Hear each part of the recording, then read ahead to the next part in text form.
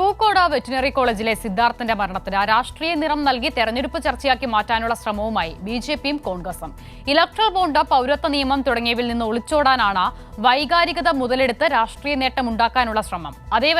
അതേസമയം കേസ് ഇതുവരെ സിബിഐ ഏറ്റെടുക്കാത്തതിനെക്കുറിച്ച് പ്രതിപക്ഷവും മാധ്യമങ്ങളും മിണ്ടുന്നില്ല.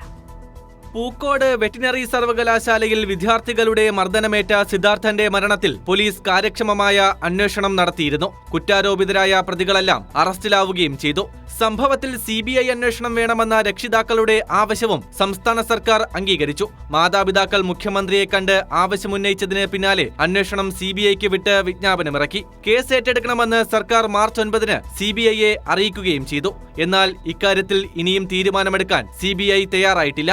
സംസ്ഥാന സർക്കാരിന്റെ അഭ്യർത്ഥന കിട്ടിയാൽ ഏതെങ്കിലും ഒരു യൂണിറ്റിന് അന്വേഷണ ചുമതല നൽകി പ്രാഥമികാന്വേഷണത്തിന് അയക്കുകയെന്ന നടപടി പൂക്കോട് കേസിലുണ്ടായിട്ടില്ല.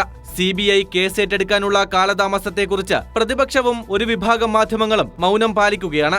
അതേസമയം കേസ് സിബിഐക്ക് സർക്കാർ കൈമാറിയിട്ടില്ലെന്നാണ് ബിജെപിയുടെ വിചിത്രവാദം. കൈരളി ന്യൂസ്, തിരുവനന്തപുരം.